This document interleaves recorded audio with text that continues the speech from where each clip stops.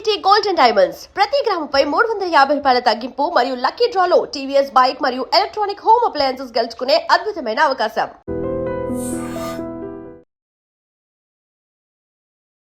నమస్కారం, మీరు చూస్తుంది ఐ డ్రీమ్. నేను మీ కీర్తి. నాతో పాటు వైదిక్ వాస్తు కన్సల్టెంట్ వీరాంజనేయులు గారు ఉన్నారు.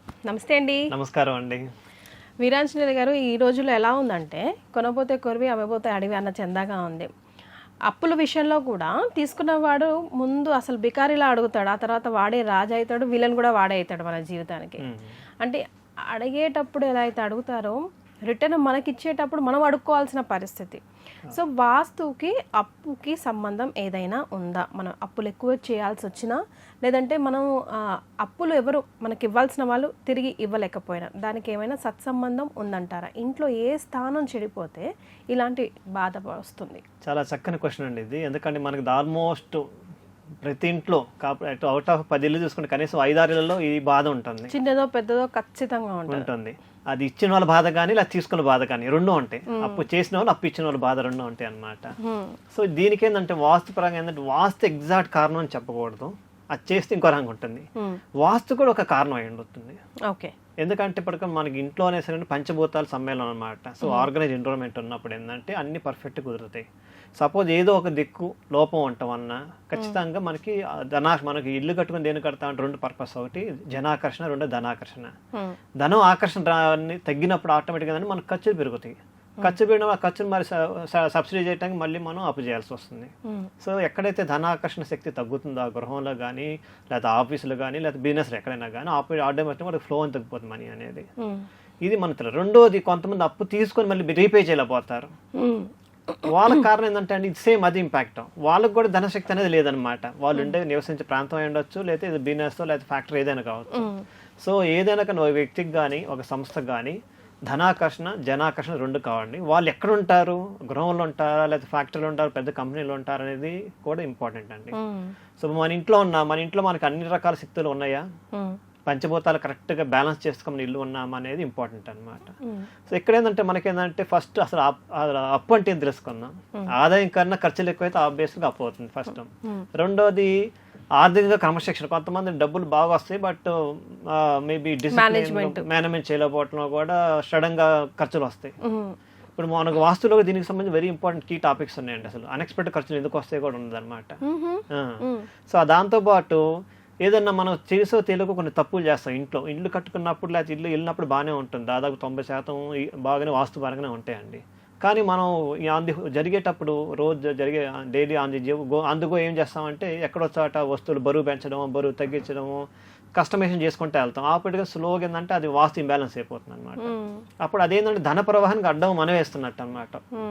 ఇదొక కారణం అనమాట. నెక్స్ట్ అయితే ధర్మేణ స్మద్దేహ ధర్మేణ ప్రతిష్ఠిత అంటారు. అంటే ఏమంటే ధర్మబద్ధంగా జీవనం గడిపినప్పుడు, అంటే డిసిప్లైన్గా జీవితం గడిపినప్పుడు ఆటోమేటిక్గా ఆ ధర్మే మనం రక్షించింది.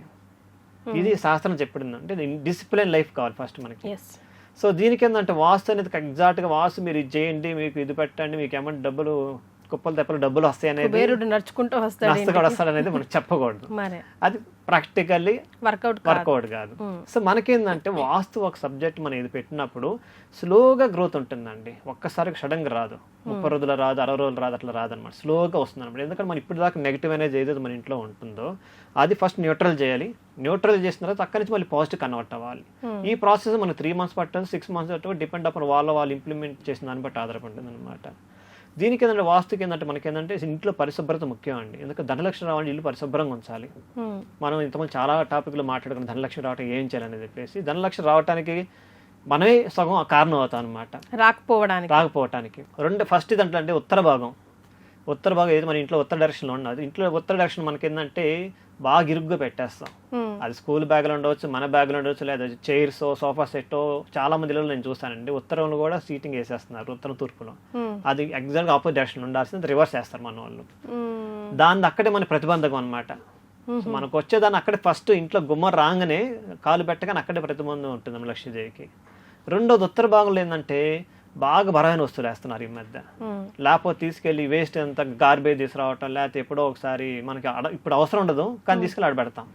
ఎప్పుడో వాడతామని చెప్పేసి దాన్ని క్లటర్ అంటారు. క్లటర్ తీసుకెళ్లి ముఖ్యంగా ఉత్తర కుబేర స్థానంలో పెడతారండి. ఇది ఒకటి. మనకు తూర్పు భాగంలో సరికి గడప మీద నుంచి గడపని సపోజ్ దాన్ని పరిశుభ్రం ఉంచుకోవాలి, లక్ష్మీదేవి పూజించాలి, ఆరాధించాలి అంట మన గడపని. దాన్ని ఫస్ట్ కేర్ తీసుకోవాలి లక్ష్మీదేవి రావడానికి. రెండోది ఉత్తర స్థానం నుంచి కుబేరుడు ఏదైతే కుబేర స్థానం ఉందో కుబేర స్థానం ఎంత బలంగా గట్టిగా మనం చూసుకోగలిగితే మనకు అప్పుడు ఈ ధన ప్రవాహం బాగా వస్తుంది అనమాట. ఇది మెయిన్ ఏంటంటే కానీ ఉత్తర దిశను మనం ఎప్పుడు అంత హై ప్రయారిటీ ఎందుకు ఇస్తామంటే ఈవెన్ మనం పూజ చేసేటప్పుడు కానీ లేకపోతే ధనలక్ష్మి పూజ చేసేటప్పుడు కానీ ఉత్తర దిక్కే మనం ప్రయారిటీ ఇస్తాం అనమాట.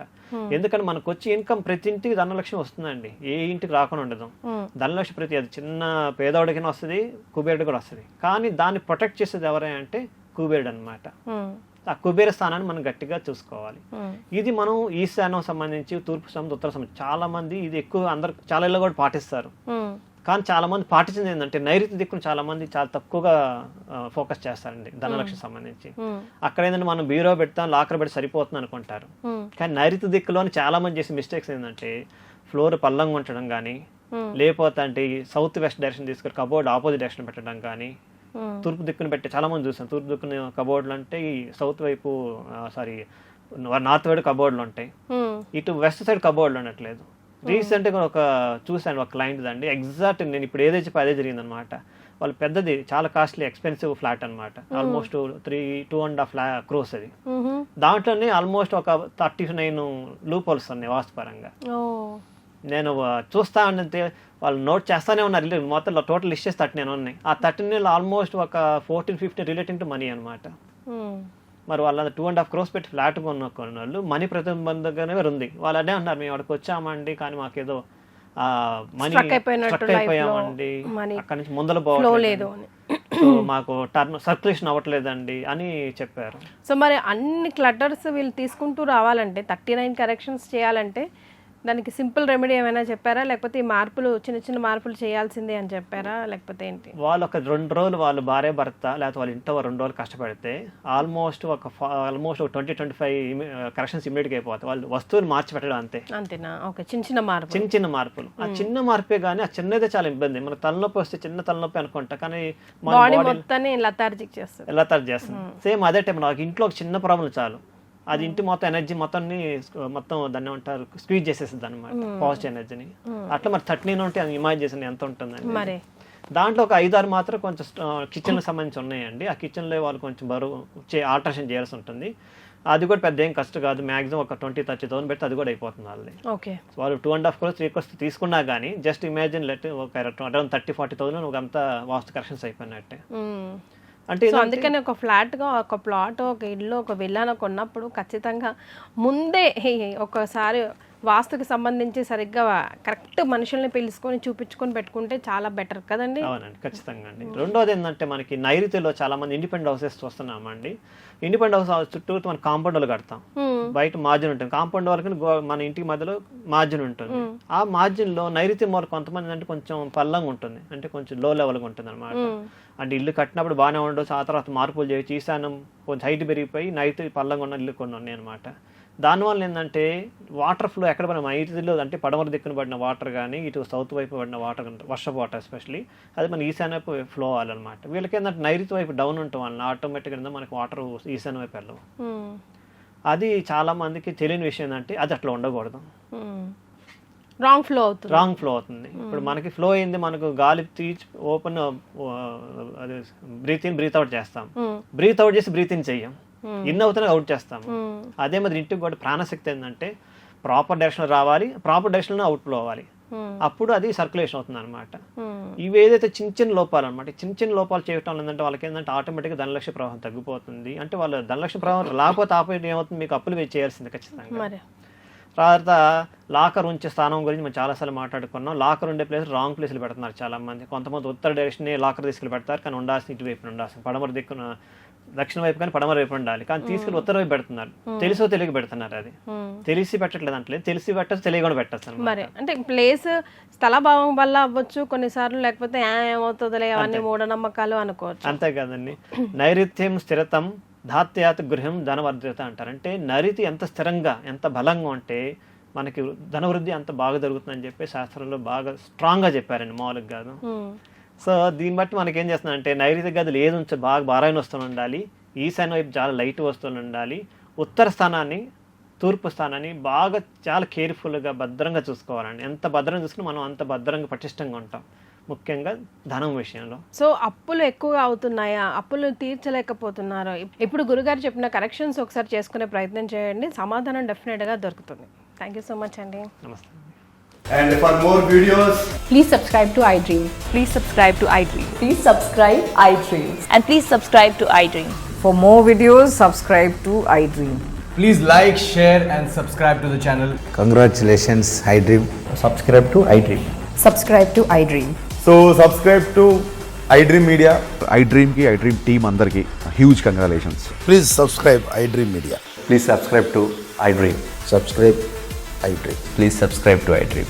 iDream అంటే నా కళల ఛానల్ను సబ్స్క్రైబ్ చేసుకున్న నోరు తిరుగుతలేదు, మీరైతే గంట గుర్తు కొట్టండి. For more such videos, please subscribe to iDream.